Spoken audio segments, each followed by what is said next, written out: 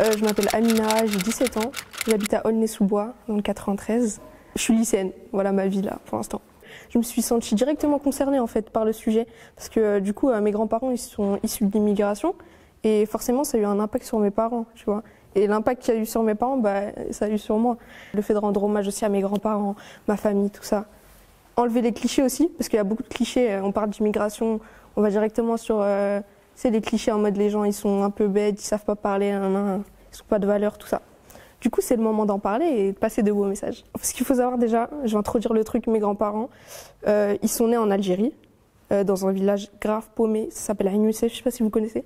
Ça m'étonne grave pas. Genre, il y a 30 personnes là-bas, tout le monde se connaît. Il y a une rumeur, 10 minutes après, le village, il est au courant, tu vois. Mon grand-père, ouais, il est allé en France dans le but d'avoir une vie meilleure, tu vois. Il s'est marié avec ma grand-mère, mais il n'est pas directement allé en France avec elle. Il est allé dans un premier temps pour un peu tâter le terrain, voir ce qu'il y a, tout ça, ce qu'il peut faire, ce qu'il peut avoir comme projet de vie plus tard. Du coup, il est allé, et après, il est revenu avec ma grand-mère en France. Et il a vécu dans la cité des 3000, à Aulnay-sous-Bois. Je sais pas si vous connaissez.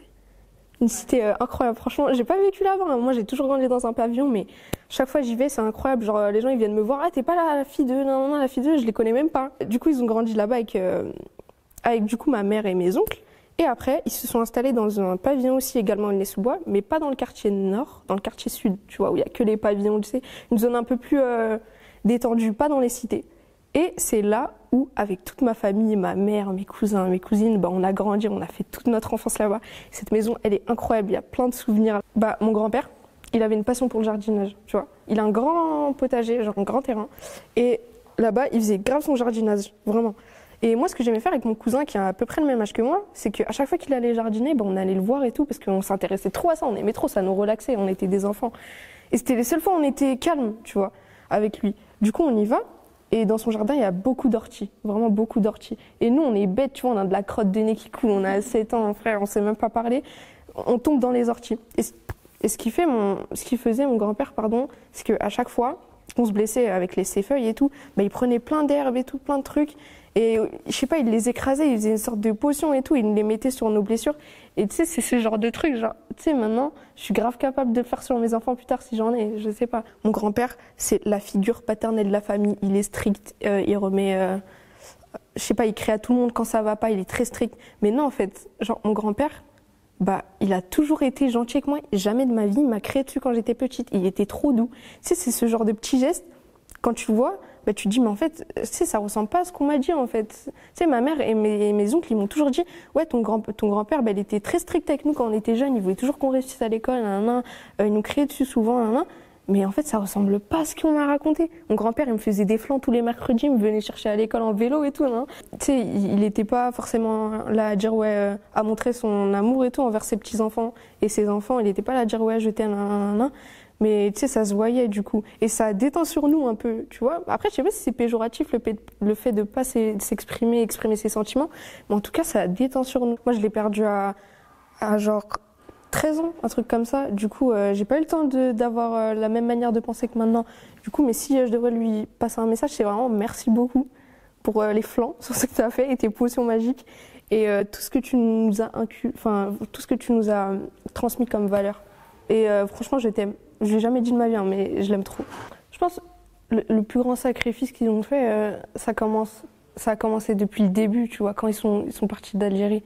Ça déjà, c'est un grand sacrifice. Tu sais, ils ont tout quitté. C'est comme si que du jour au lendemain, tu pars de la France et tac, tu vas dans un pays, t'as rien, tu vas avec ton pantalon et ta culotte, tu vois. Genre vraiment. Ça, pour moi, c'est vraiment un grand sacrifice. Ça, tu vas je sais pas, tu vas dans un autre pays comme ça et tu penses déjà à tes futurs enfants et tes futurs enfants.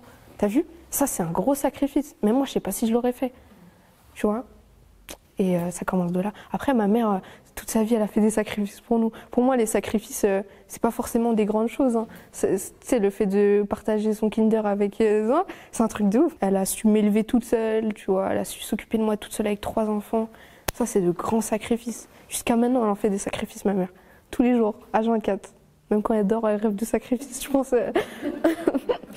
Vraiment.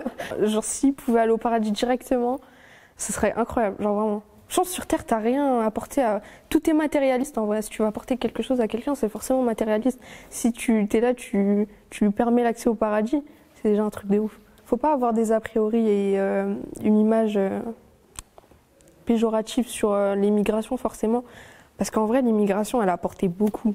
Genre vraiment, moi pour ma part je pense que l'immigration elle a vraiment apporté beaucoup, que ce soit à la France ou à autre chose, hein, que ce soit socialement ou économiquement ou autre chose.